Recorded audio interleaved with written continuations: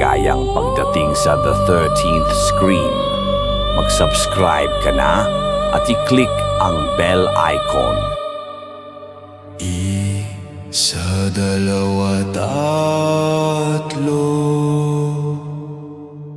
hanggang sa ikalabintatlo. Makinig ka,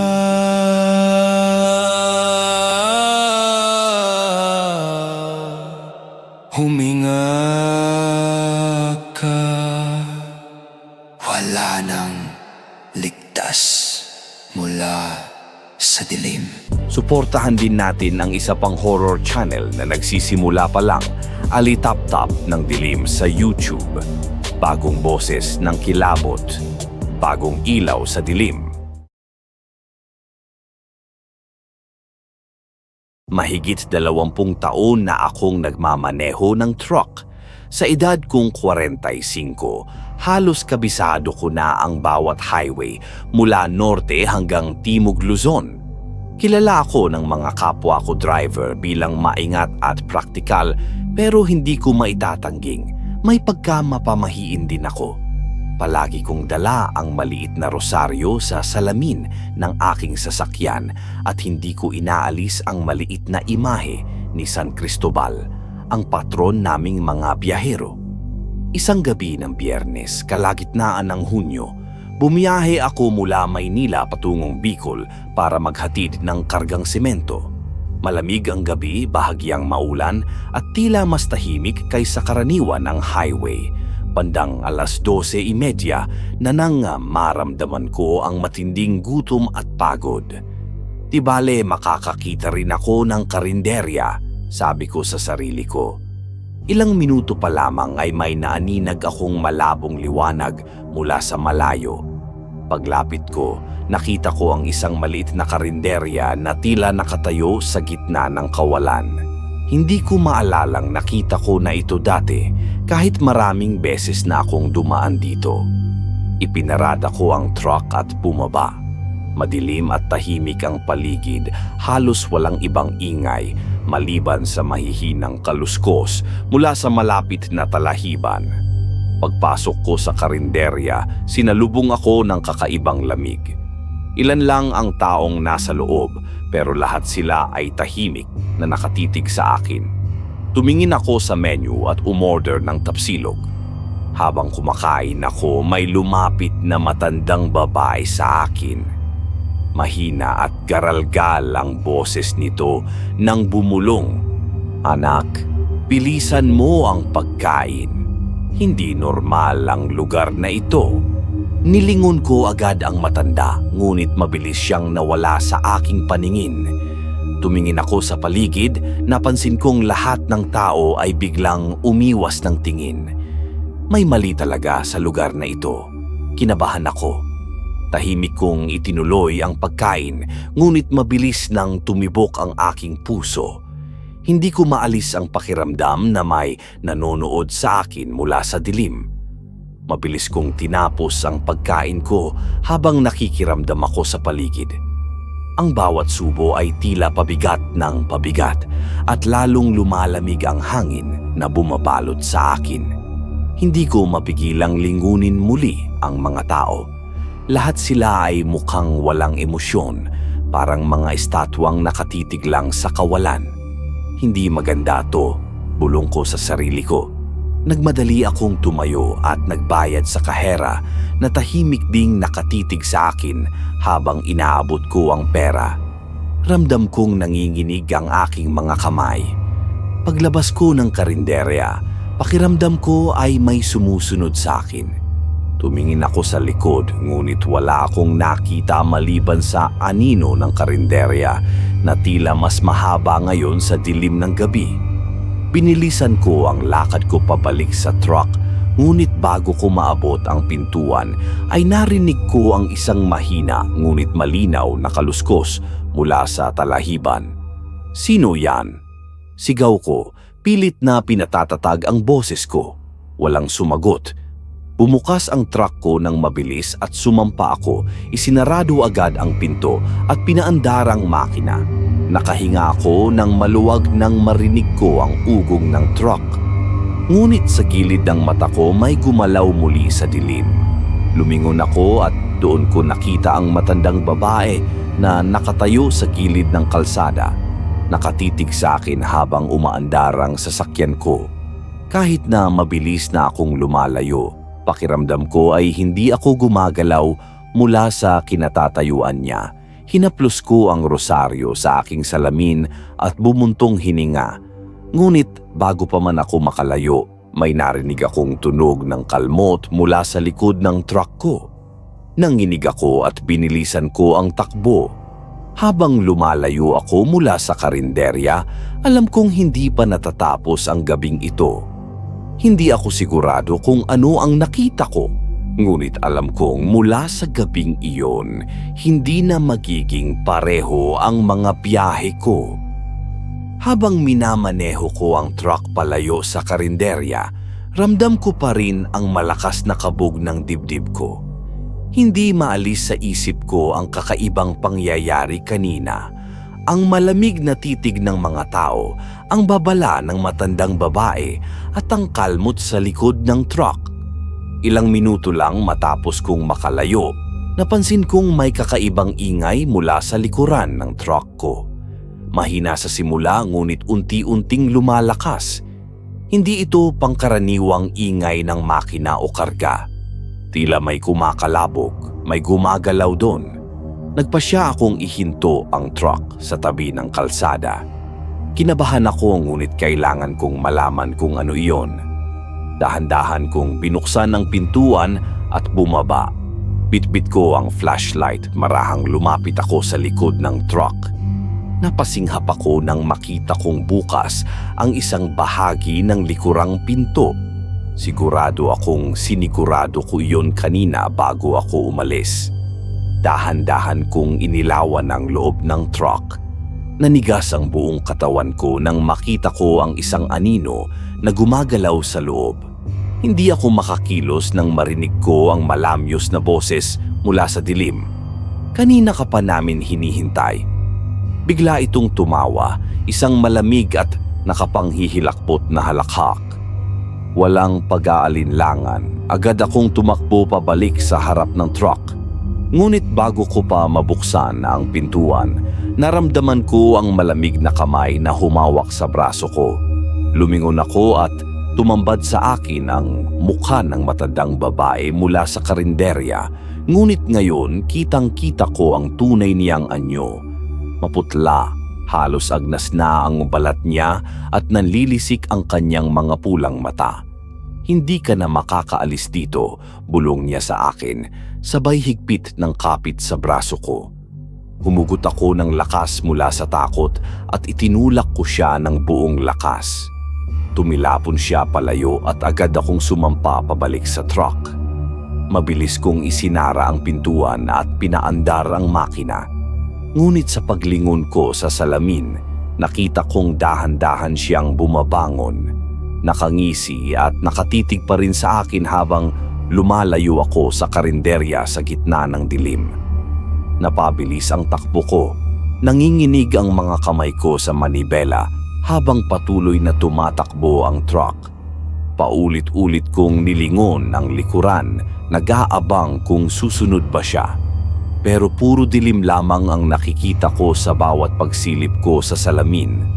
Halos isang oras na akong nagmamaneho nang makaramdam muli ako ng kakaibang lamig. Tila muling bumalik ang malamig na presensya na naramdaman ko sa karinderya. Nagsimula muling bumilis ang tibok ng puso ko. Biglang huminto ang makina ng truck. Kusang bumaba ang ilaw at tila patay lahat ng gamit. Napalunok ako ng laway habang pilit kong pinaiikot ang susi ng sasakyan. Walang nangyari. Dahan-dahan kong kinuha ang flashlight sa dashboard. Bumaba ulit ako ng truck, balisa at nanginginig sa takot. Wala akong makita kundi ang kalsadang bakante at ang madilim na talahiban sa magkabilang gilid ng daan. Pilit kong inayos ang makina sa harapan ng truck, pero kahit anong gawin ko, hindi ito umandar. Tila pinipigilan ako ng kung anong hindi nakikita. Habang nakatuon ako sa makina, narinig kong muli ang kaluskos mula sa likod. Napalingon ako ng mabilis. Itinutok ko ang flashlight sa direksyon ng tunog, ngunit wala akong makita kundi dilim. Muli akong lumapit sa likuran ng truck, nanginginig habang binubuksan ko ang pinto nito. Tumambad sa akin ang isang tanawin na halos magpatigil sa tibok ng puso ko. Isang kalat ng mga dugo ang damit at gamit, mga bagay na hindi akin. May larawan ng mga nawawalang driver kasama ang kanilang mga ID. Nanigas ang buong katawan ko sa pagkatakot nang mapagtanto ko ang malagim na katotohanan. Ang karinderya ay pugad ng mga nilalang na kumukuha ng mga biyaherong tulad ko. Biglang umalingaw-ngaw ang halakhak mula sa paligid ko. Daan-daang anino ang tila nagsimulang lumapit mula sa talahiban at unti-unting nagkaroon ng hugis ang mga ito. Mga mukhang nanlilisik ang mga mata, matutulis ang mga ngipin at may nakapangingilabot na halakhak. Agad kong isinara ang pinto ng truck at nagmadaling bumalik sa harapan. Pero bago ko pa marating ang pinto, isang kamay ang muling humawak sa aking balikat. Napasigaw ako sa takot habang pilit kong inaalis ang pagkakahawak nito. Tumakbo ako palayo, desperadong naghahanap ng daan patakas. Pero habang patuloy ang pagtakbo ko, ramdam kong papalapit ng papalapit ang mga aninong sumusunod sa akin, sabik na sabik sa panibagong biktima. Nang malapit na akong mawalan ng pag-asa, napansin ko ang malabong ilaw mula sa malayo.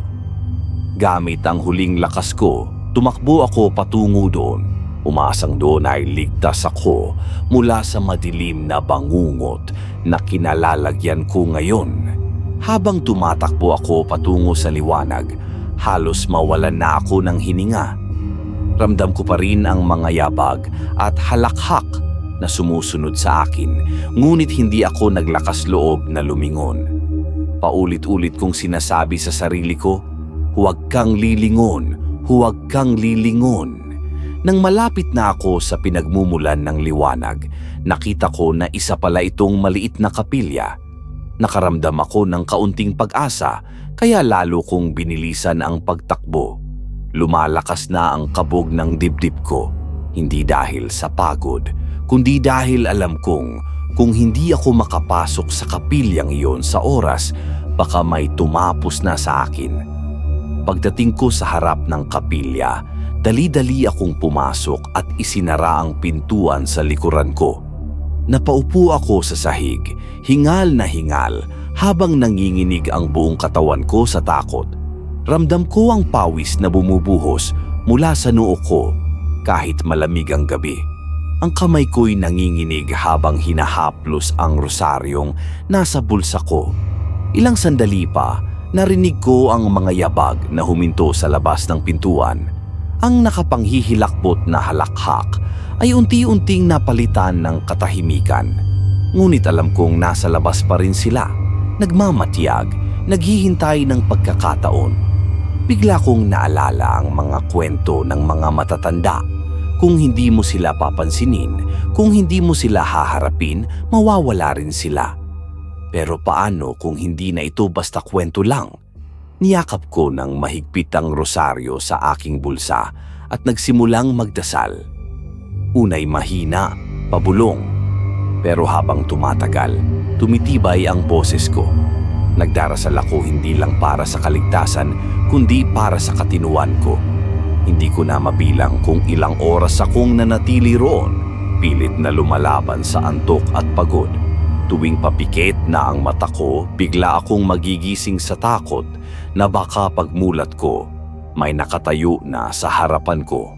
Hanggang sa unti-unting lumiwanag ang paligid, narinig ko ang unang tilaok ng manok mula sa malayo, kasabay ng mahihinang ingay ng mga sasakyang muling dumadaan sa kalsada. Noon ko lang naramdaman ang bahagyang pagluwag ng dibdib ko. Dahan-dahan akong tumayo at sumilip sa labas. May mga sasakyan nang dumaraan sa highway, Tila wala ng bakas ng mga nilalang na humabol sa akin. Marahan kong binuksan ang pinto at nagmadaling lumabas mula sa kapilya. Habang lumalakad ako pabalik sa highway, pinipilit kong alisin sa isip ko ang mga pangitain kagabi. Pero bawat yapak ko sa kalsadang iyon ay parang may bigat. Parang ayaw ko nang balikan ang truck. Parang ayaw ko nang makita pa ang rutang iyon. May isang pick-up na dumaan at huminto ilang metro mula sa akin. Bumaba ang lalaki at tinanong kung ayos lang ako. Pinilit kong ngumiti kahit alam kong basang-basa ako sa pawis at putik.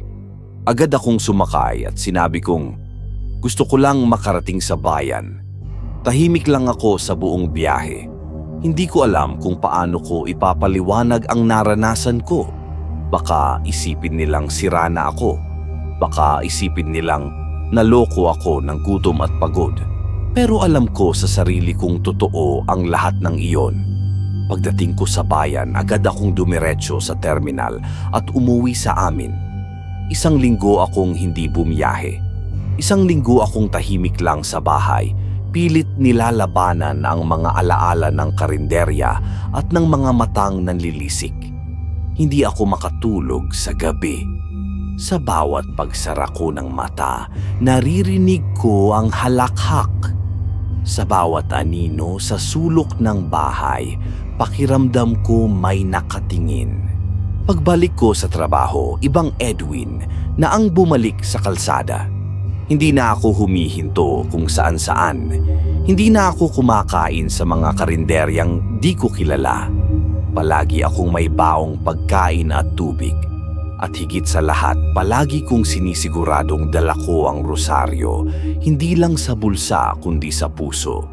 Minsan tuwing nahuhuli ako ng biyahe at dumadaan sa parehong rutang yon, may mga pagkakataong tila may bumubulong sa hangin. Minsan ay naaamoy ko ang amoy ng nilulutong tapsilog kahit walang karinderya sa paligid. Minsan paglingon ko sa salamin parang may aninong nakatayo sa gilid ng kalsada at palaging nakatingin sa akin. Hindi gumagalaw, hindi nawawala. Minsan pa nga habang nakatigil ako sa stoplight, may narinig akong tunog ng kaluskos mula sa likod ng truck. Nang lumingon ako, wala namang tao. Pero nakita kong parang may marka ng kamay sa alikabok sa salamin. Malamig na kamay at may mga gasgas sa gilid ng container. Kaya tuwing gabi, bago pa man ako bumiyahe, sinisigurado kong puno ang thermos ko ng kape. May baon akong pagkain sa maliit na cooler at hindi ko kakalimutang ibulsa ang rosaryo. Sa tuwing magpapatakbo ako ng truck, palagi kong tinitingnan ang paligid. Hindi para maghanap ng ruta, kundi para siguruhing hindi ako sinusundan ng anino ng nakaraan. Hindi ko na rin ikinukwento ang nangyari. Wala ring maniniwala. Pero sa mga kapwa ko driver, sinasabi ko palagi, huwag kayong titigil kung saan-saan at kung may karinderyang mukhang wala sa mapa, huwag na huwag kayong kakain doon. Mula noon, hindi ko na nakalimutang ipikit ang mga mata ko at dasalin ang parehong panalangin gabi-gabi. San Cristobal, ilayo mo ako sa mga daang hindi para sa akin, lalo na sa mga daang may aninong nag-aabang. At sa bawat pagmulat ko sa liwanag ng umaga, nagpapasalamat ako na ako'y buhay pa rin. Pero alam kong sa bawat biyahe, hindi na ako kailanman mag-iisa. Kahit hindi ko sila makita, ramdam ko sila. Ramdam ko ang mga matang nakatanaw mula sa dilim. At kahit ganon, hindi ko na malilimutan ang gabing iyon. Ang gabing hindi ako tumingin sa likod. Dahil alam kong kung lumingon ako, baka hindi na ako nakaalis pa. Truck driver ako. Sanay na ako sa mahabang biyahe, sa walang tulugan, sa makitid na daan, at sa pakikisama sa radyo bilang tanging kasama sa gabi. Pero kahit gaano pa ako kasanay, hindi ako handa sa gabing yon, sa daang yon, sa nilalang na matagal na palang naghihintay sa mga katulad kong mapangahas. Ang pangalan ko ay Roy, 34, biyudo at nagtatrabaho bilang long-haul driver mula Maynila hanggang Visayas. Express delivery ang hanap-buhay ko, kadalasan mga frozen goods, minsan mga produkto galing pier, minsan package na ayaw ipaabot ng kinabukasan. Tuloy-tuloy lang dapat, walang aberya. At kagaya ng ibang kwento ng katapangan, nagsimula rin ang lahat sa isang desisyong akala mo'y simpleng shortcut lang. Alas 6 pa lang ng gabi, pinilinan na ako ng dispatcher.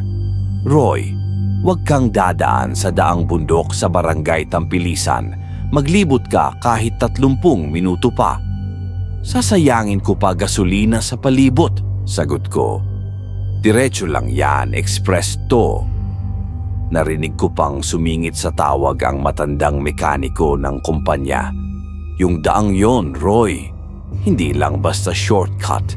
May mga biyahe na di na bumalik. Napailing na lang ako habang sinasara ang pinto ng truck. Hindi ako naniniwala sa kwento-kwento. Gabi lang yan. Hangin, imahinasyon. Lahat yan nadadaanan lang. Mabilis ang biyahe papunta sa southern entry ng Tampilisan. Walang traffic. Malamig ang simoy ng hangin. Ngunit pagkalagpas ko ng kilometer marker 56, biglang nawalan ng signal ang GPS. Walang signal, walang mapa, pero pamilyar na ang daan. Tumambad sa akin ang entrada ng sinasabing lumang kalsada. Dumaan ako roon, walang ilaw, walang ibang sasakyan. May karatula pa nga, sarado, bawal dumaan. Pero bukas ang barikada, wala namang gwardya. At sa harap ko, isang diretsyo, sementadong daan na waring walang dulo. Parang inaanyayahan akong pumasok. Huminga ako ng malalim, sinigurong kumpleto ang tools sa passenger seat, flashlight, spare tire, jack. Tiningnan ko rin ng bawang na iniabot ng mekaniko bago ako umalis.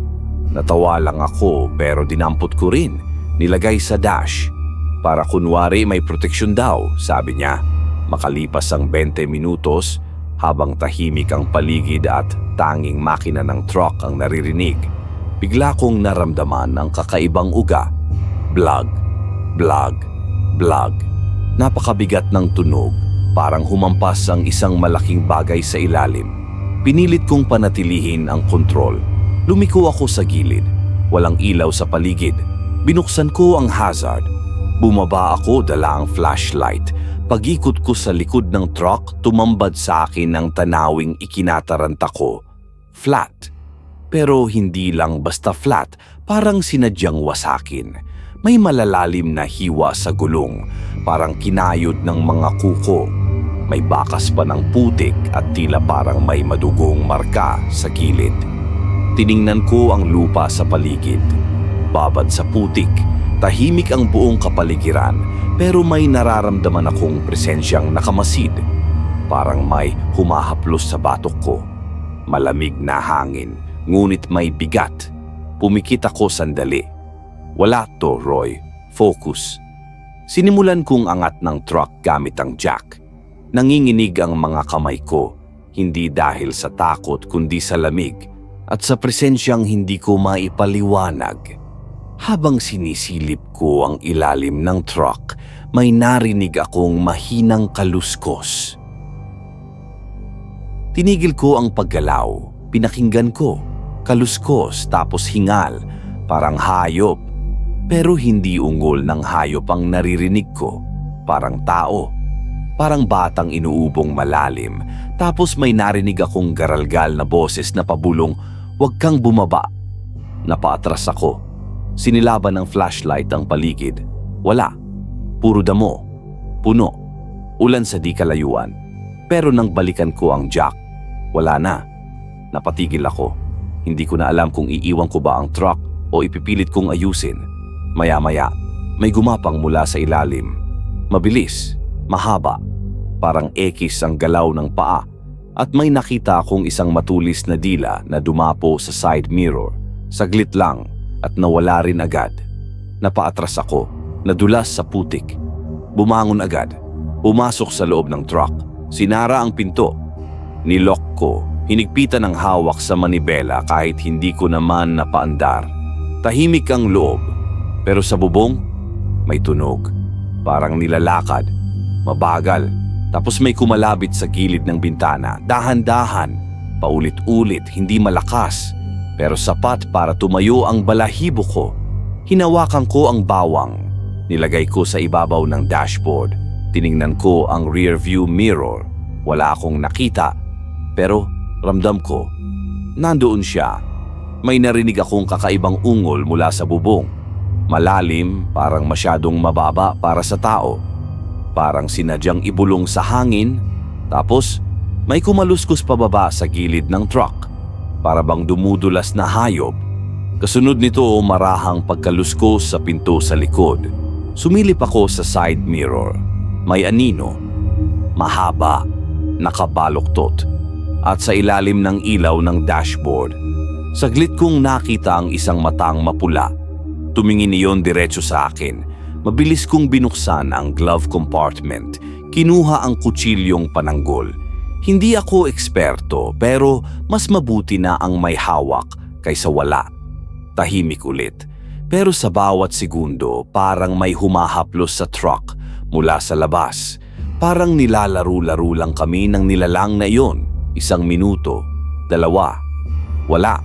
Paglingon ko sa kanan may mukha sa bintana. Maputla, walang mata, may mahabang dila. At ngumiti ito, hindi ngiti ng tao, ngiti ng gutom. Mabilis kong binuksan ng makina. Napaandar agad. Binilisan ko ang takbo. Pero sa likod ramdam ko pa rin. Parang may bumubuntot. Parang may humahabol kahit hindi ko makita. Paglampas ko sa dulo ng lumang kalsada, biglang nawala ang lamig. Bumalik ang signal. Parang walang nangyari. Pero ako, nanginginig. Basa sa pawis, hindi makapaniwala sa nangyari. At habang binabaybay ko ang highway pabalik sa sibilisasyon, may isa lang akong iniisip. Hindi lahat ng daan dapat dinadaanan. Hindi lahat ng shortcut nakakauwi. Pagkalampas ko sa huling poste ng lumang kalsada, biglang bumalik ang signal sa cellphone ko. Tumunog ang notification ng sunod-sunod, mga text, missed calls, GPS reconnect. Pero hindi ko iyon pinansin, hindi ako makagalaw, hindi ako makapagsalita. Sa likod ng manibela, para akong na-freeze, parang may naiwan, parang may sumama sa akin palabas doon. Pero walang ibang sakay, ako lang. Sa rearview mirror, puro dilim pa rin. Pero may kung anong anino akong nararamdaman. Hindi ko man makita, sigurado akong hindi ko na lang basta iniwan yung nilalang na yun. May dalang bigat. May presensyang parang kabuntot ko na. Hindi ko na rin maalala kung saan ako eksaktong dadaan. Ang alam ko lang, kailangan kong makalayo hanggat maaari. Tumakbo ako sa gitna ng highway ng halos 70 o 80 kilometro bawat oras. Walang ibang sasakyan, walang ilaw, tanging tunog ng gulong at makina lang ang kasama ko. Akala ko tapos na. Pero makalipas ang 20 minuto ng tuloy-tuloy na takbo, may narinig akong tunog ng pagkabig sa likod. Hindi normal, parang may mabigat na bumagsak sa container. Napakagat ako sa labi. Hindi ko gustong tumigil. Pero hindi rin ako pwedeng magpatuloy na may problema sa likod. Kumaliwa ako sa isang maliit na clearing sa gilid ng highway. May abandonadong waiting shed, isang poste ng ilaw na patay, at makakapal na damuhan sa paligid. Tahimik, hindi gumagalaw ang hangin. Bumaba ako. May hawak akong flashlight. Nilibot ko ang truck. Walang sira, walang tumagilid. Pero nang dumaan ako sa bandang likuran, may naamoy akong amoy panis. Amoy bulok na karne. Parang may tinagong bangkay. Lumapit ako sa container. Binuksan ko ang side latch. Binuksan ko ng bahagya ang pinto. Kumalabog agad ang malamig na hangin sa mukha ko. Walang tao. Walang kargamento, puro empty crates lang mula sa pinaghulugang drop-off. Pero sa sulok may basang marka. May hugis ito ng paa, hindi rubber shoes, hindi boots. Para siyang paa ng hayop o mas malala, paa ng tao pero baluktot ang daliri. Isinara ko agad ang pinto. Napalunok ako. Nanginginig ang kamay ko. Pumwesto ako pabalik sa driver's seat. Pero bago pa man ako makapasok, may narinig akong mahinang katok mula sa ilalim ng truck. Hindi yung katok ng bakal o tool, yung parang dulo ng daliri na humahampas sa chassis. Katok, isa pa, isa pa. Dahan-dahan akong yumuko para silipin ang ilalim ng truck. Nakaluhod ako sa madamong lupa, nakasilip gamit ang flashlight. Walang tao, pero may gumagapang na anino sa lupa. Parang buntot o mahahabang daliri na may kuko. At may naririnig akong garalgal na hininga. Roy, may tumawag ng pangalan ko. Mahina, parang pabulong, pero malinaw. Napaatras ako. Tumayo. Tumakbo pabalik sa driver's side. Isinara ko agad ang pinto. Napaandar ko ang makina. Pero sa likod ng boses ko, parang may tumatawa. Mabagal. Malalim. Hindi ako makaiyak, pero gusto kong sigawan ang sarili ko. Bakit pa ako huminto? Habang tumatakbo ulit ang truck, ramdam kong umiinit ang hangin sa loob. Nagsimulang mag-ambon sa windshield pero pawis ang likod ko. Nang sumulyap ako sa side mirror, may nakita akong piraso ng buhok na nakausli sa gilid ng container. Maikli. Kulot. Parang sa bata. Bigla itong nawala. Tiningnan ko ang salamin sa gitna. Wala. Pero mula sa compartment sa likod ng driver's seat, may marahang pagkiskis. Parang kuko sa leather. Ibinaba ko ang rear view. Sinilip ko ulit, tahimik. Pero may naririnig na akong ibang huni sa loob ng truck. Hindi makina. Hindi radyo. Parang tunog ng buto na hinihila. Bigla kong naalala ang sinabi ng matandang mekaniko bago ako umalis. Pag dumikit, yan. Hindi basta sumusunod. Sumasama. Hindi lang sa truck. Sa tao rin. Bandang 2:00 ng madaling araw, pinilit kong hanapin ang pinakamalapit na outpost. Sa wakas, may nadaanan akong maliit na tindahan na bukas pa. May ilaw. May lalaking nakaupo sa harapan. Matanda. Payat. Nakabonet. May hawak na flashlight at radyo. Parang nag-aabang ng pasahero kahit walang dumadaan. Huminto ako. Bumaba. Manong, may outpost ba dito malapit? Tiningnan niya ako. Tahimik. Tapos tumingin siya sa likod ng truck. Galing kang Tampilisan? Tanong niya. Oo. Hindi siya sumagot agad. Kinuha niya ang isang garapon ng asin mula sa mesa. Tumayo siya. Lumapit sa truck. Baka may nakasama kang hindi mo alam. Binuksan niya ang isang plastic packet. Ibinuhos ang kalahati sa harapan ng gulong. Tapos binilinan ako. Huwag mong iwan ng bawang. Kung may nakita kang anino, huwag kang lalabas. Huwag mong papakinggan. Manong, ano ba talaga meron doon? Tanong ko. Ngumiti siya, pero hindi masaya. Ngiting alam mong may hinahanap na sagot sa tagal ng panahon. Hindi yan aswang na gaya ng alam mo. Hindi yan multo. Mas matagal na yan diyan. Bago pa na semento ang kalsadang yan, may mga nawawala na. Isa ka sa iilan na nakaalis. Pagbalik ko sa truck, tila mas mabigat ang pinto. Parang may humila pabalik. Umupo ako sa loob. Isinara ko ang bintana. Inilock ang lahat ng pinto. Pinakiramdaman ko ang paligid. Hindi ko na alam kung gising pa ako o panaginip na.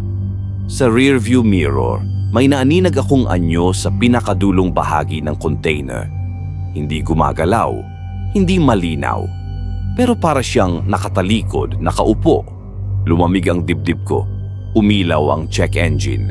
Bigla ring nawalan ng ilaw ang dashboard. Tuluyang bumagal ang truck hanggang sa huminto ito sa mismong gitna ng walang kalsada. Tahimik. Walang hangin.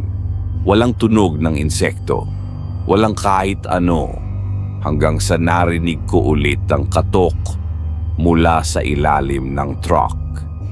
Isa, dalawa, tapos kaluskos sa bubong, tapos boses na hindi na tao. Buksan mo, may naiwan ka. Hindi ako agad gumalaw. Nasa gitna ako ng highway, nakahinto ang truck, patay ang makina at nakalubog sa dilim ang lahat. Pero ang naririnig ko lang ay ang boses. Buksan mo, may naiwan ka. Hindi na itutunog tao, parang sabay-sabay na tinig ng mga kaluluwang nalunod sa putik. Mahinahon pero paulit-ulit, parang alon na sumasabay sa pintig ng puso ko. Hinawakan ko ang bawang sa dashboard.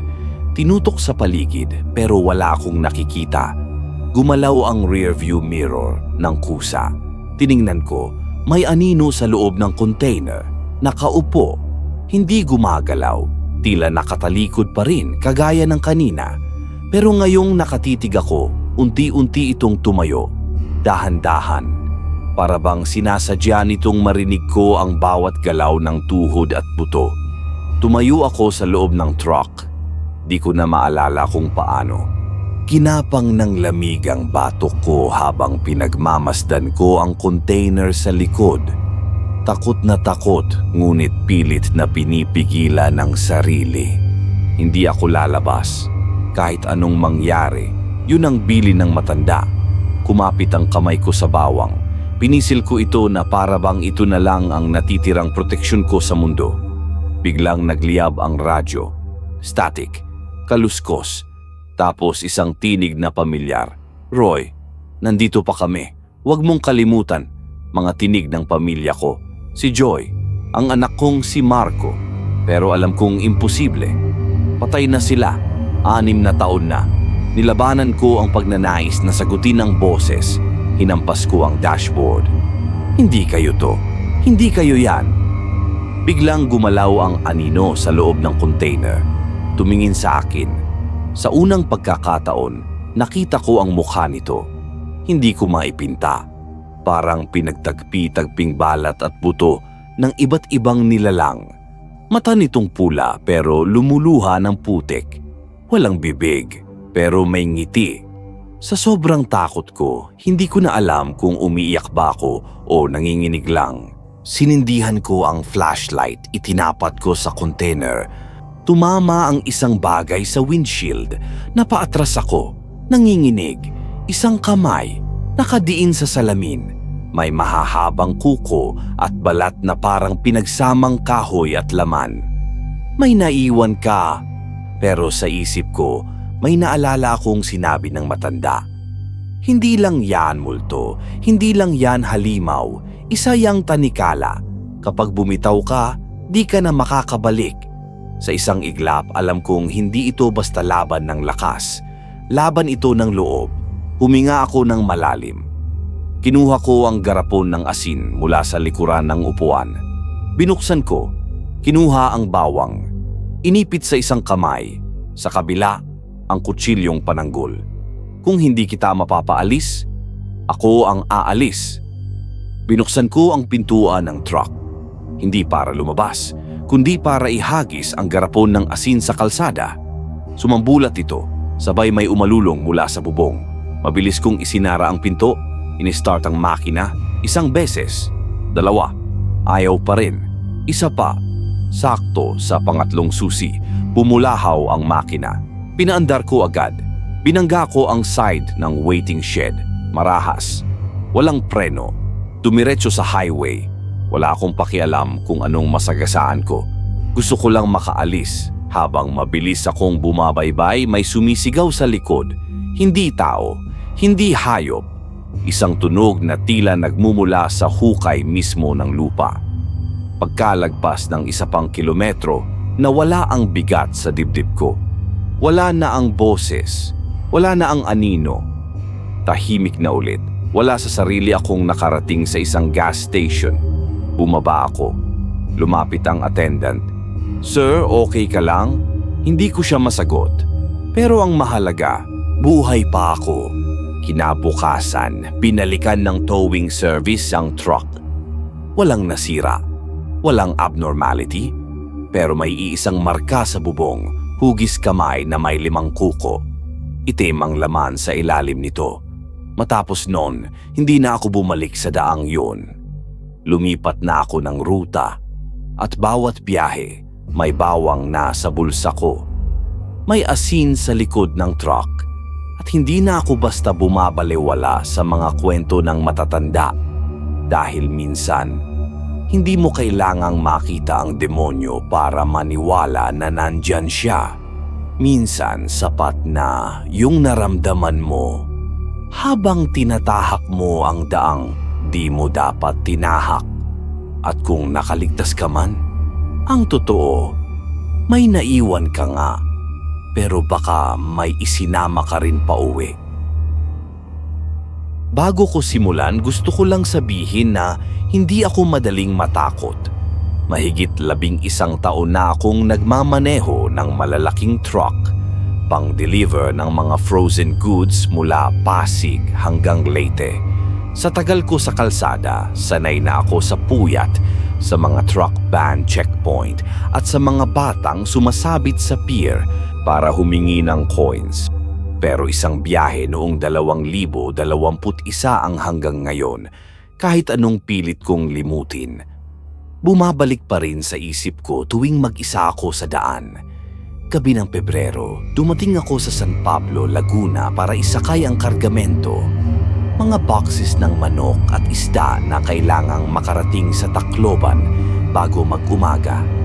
Pinirmahan ko ang manifest, tsaka umarangkada. 9:00 ng gabi yun. Walang kasama, wala ring pahinante. Ganun talaga minsan kapag tiwala na sa'yo ang dispatcher. Isa pa, sa dami ng biyahe ko sa Bicol at Samar, kabisado ko na halos lahat ng liko at shortcut. Pero yung gagamitin kong daan na yun, hindi ko pa nadaanan ng mag-isa, lalo na sa gabi. Pan-Philippine Highway, tahimik, masyado. Wala akong kasalubong, wala ring kasunod. Ang mga ilaw ng truck ang tanging liwanag. Yung mga poste, bihira. Yung mga kubot bahay sa gilid, madalas walang tao o walang ilaw. Mga 1 o'clock ng umaga habang binabaybay ko ang papuntang Sorsogon.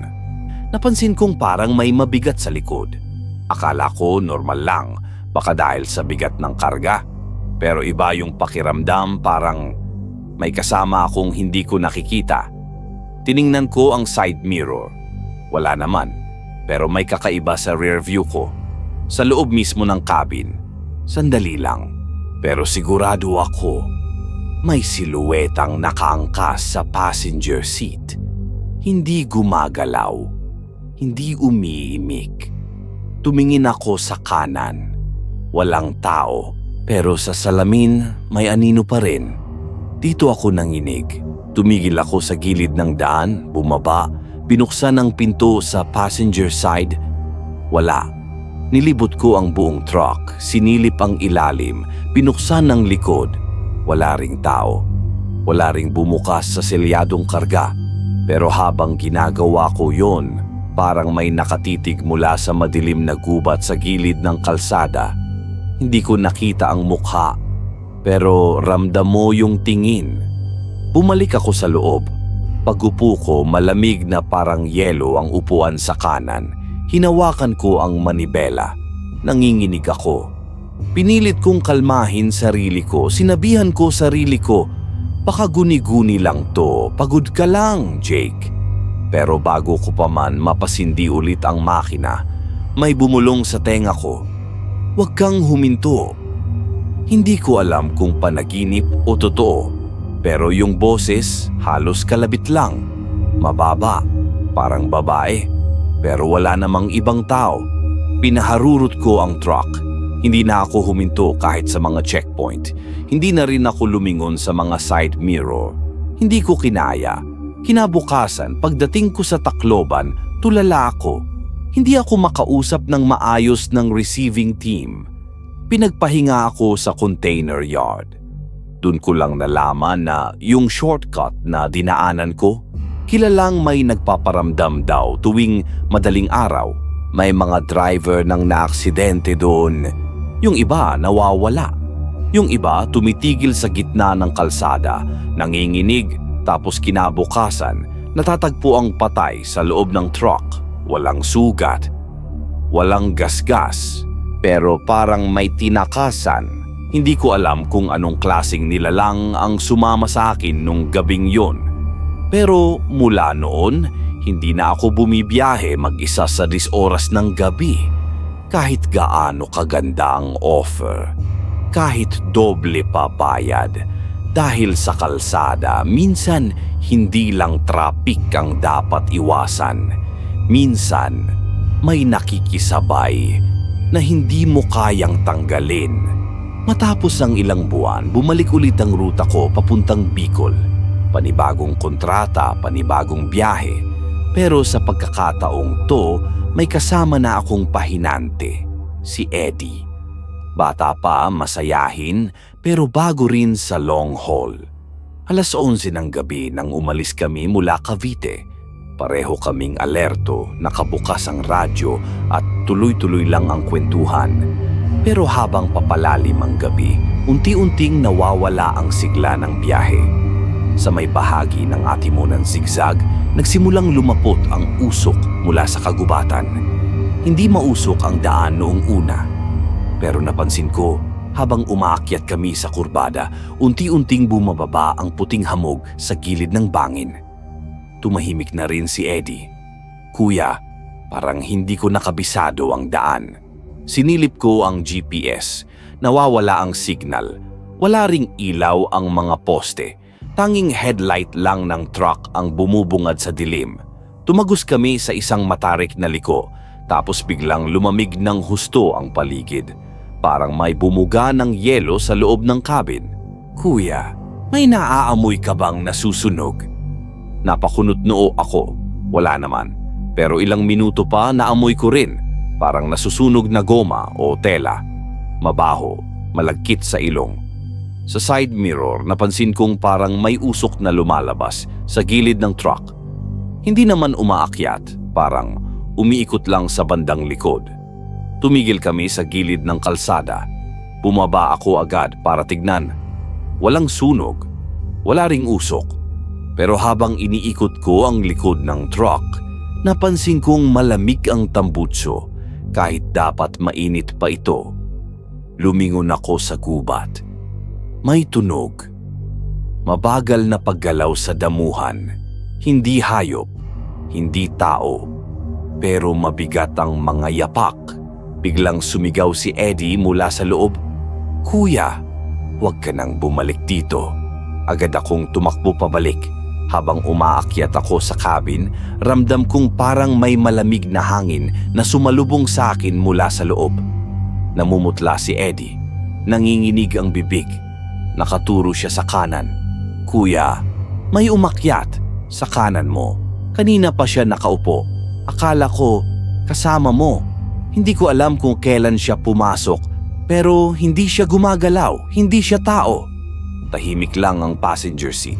Pero kahit wala akong makita, ramdam mo na may malamig na presensya ron. Parang may tumititig. Parang may naghihintay na magsalita ka. Pinaharurot ko ang makina. Lumingon ako sa likod habang paalis kami. Sa rearview mirror, saglit kong nasulyapan. May bagay na kulay itim na nakaupo sa upuan. Di ko maaninag. Walang mata. Pero nakatingin. Pagdating namin sa drop-off point sa Naga, halos sabay kaming bumaba. Si Eddie hindi na sumama sa akin sa susunod na biyahe. Hindi rin siya sumagot sa kahit anong tawag ko pagkatapos. May nagkwento sa akin mula sa opisina nila na umuwi raw siya ng probinsya. At hanggang ngayon, ayaw nang bumalik sa pagpapahinante. Mula noon, kahit may kasama ako, parang laging may bakanting upuang malamig sa kanan. Tahimik, pero hindi kailanman bakante. Minsan, pag humihinto ako sa gas station, nahuhuli ko pa ang sarili kong kinakausap ang upuang iyon. Para bang nasanay na may tahimik na pasahero sa gabi. Dahil minsan, pag minsan ka nang sinabayan, babalikan ka talaga